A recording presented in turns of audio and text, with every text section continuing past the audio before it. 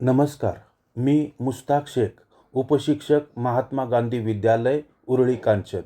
आज दिनांक 3 जानेवारी 2025 रोजी आमच्या विद्यालयात क्रांतीज्योती सावित्रीबाई फुले यांची जयंती मोठ्या उत्साहात साजरी करण्यात आली. ज्येष्ठ अध्यापिका सौ अश्विनी पवार मॅडम यांचे हस्ते प्रतिमेचे पूजन करण्यात आले. सौ माया चव्हाण झेंडे मॅडम व विद्यार्थिनी स्वरांजली माने यांनी क्रांतीज्योती सावित्रीबाई फुले यांचे जीवन व त्यांचे कार्य यावर प्रकाश टाकला.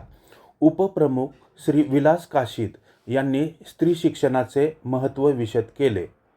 क्रीडा विभाग प्रमुख श्री संतोष टिळेकर यांनी सूत्रसंचालन व आभाराचे कार्य पार पाडले. धन्यवाद.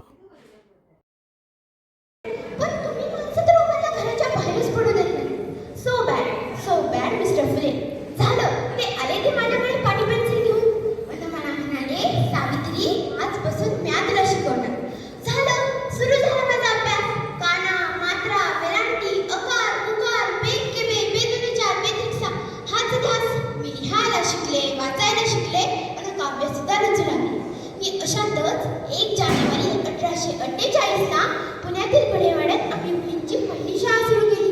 आम्ही पहिली शिक्षिका आणि मुख्याध्यापिका. शेपाटासारखं जगलात तर काम तमाम होईल. शेपाटासारखं जगलात तर काम तमाम होईल, पण जर भागासारखं जगलात तर नाव होईल. पण समाजाचं मात्र पण. महाराष्ट्राची दिव्य ज्योती ओवाळू त्यांची आरती. महाराष्ट्राची दिव्य ज्योती ओवाळू त्यांची आरती. नमन माझे सावित्रीस, आज आहे त्यांची जयंती. नमन माझे सावित्रीस, आज आहे त्यांची जयंती. सन्माननीय व्यासपीठ, कार्यक्रमास उपस्थित असलेले माझे सहकारी शिक्षक बंधू भगिनी आणि येथे जमलेले माझे विद्यार्थी मित्रमैत्रिणींनो, आज 3 जानेवारी म्हणजेच सावित्रीबाई फुले यांचा जन्मदिवस आहे. बघा की भारताच्या पहिल्या स्त्री शिक्षिका, त्याचप्रमाणे मुख्याध्यापिका आणि समाज सुधारक अशी त्यांची ख्याती.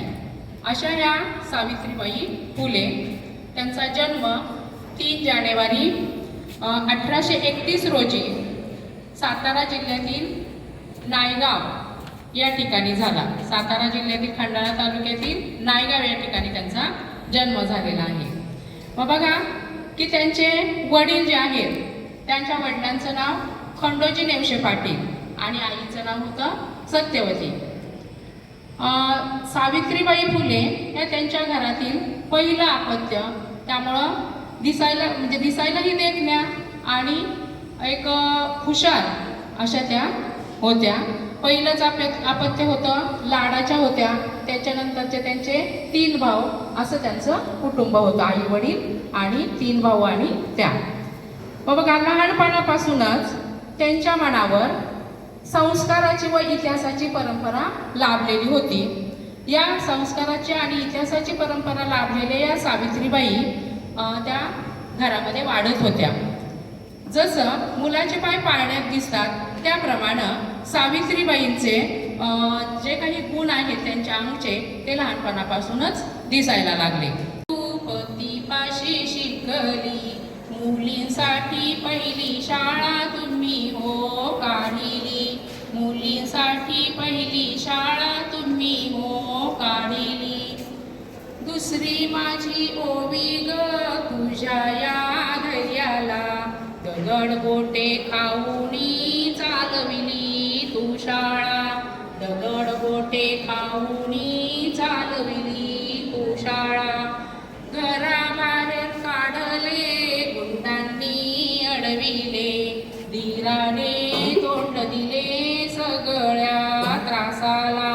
धीराने तोंड दिले सगळ्या त्रासाला. तिसरी माझी ओवी ग तुझ्या मोठ्या मनाला, फसलेल्या विधवेचा सांभाळ तू केला. फसलेल्या विधवेचा सांभाळ तू केला. अनाथनी अबलाचे माय बाप होऊनी, यशवंत बाळाला दत्तक घेतला, यशवंत बाळाला दत्तक घेतला. मुलींनी असं ठरवलं की आता आपल्याला या मुलांच्या शाळेबरोबर आपण मुलींची पण शाळा सुरू करूया. तेव्हा मग मुलींच्या शाळेमध्ये शिक्षिका म्हणून कोणाला पाठवायचं? तेव्हा त्यांनी त्यांची पत्नी सावित्रीबाई फुले यांना महात्मा फुले यांनी आधी घरी शिक्षण दिलं, त्यांना शिक्षित केलं आणि सावित्रीबाई फुले यांना शाळेमध्ये मुलींना शिक्षण देण्यासाठी पाठवलं. आणि शिक्षणाचं कार्य सावित्रीबाई फुले यांनी अखंड अशा प्रकारचं चालू ठेवलं. आत्ताच मानेसरांची दुसरी एक मुलगी आपल्या विद्यालयातील अध्यापिका झेंडे मॅडम यांनी बरंचसं काही सांगितलेलं आहे. आणि मुलांना बघा, आताची मानेसरांची हिने जे मनोगत व्यक्त केलेलं आहे ती नायगाव तालुका खंडाळा जिल्हा सातारा येथेच तिने आपल्या विद्यालयात येण्या अगोदरचं शिक्षण क्रांतीज्योती सावित्रीबाई फुले माध्यमिक विद्यालय नायगाव तालुका खंडाळा जिल्हा सातारा या शाळेत तिने शिक्षण घेतलेलं आहे. तिथून ती आपल्या शाळेमध्ये आलेली आहे. आज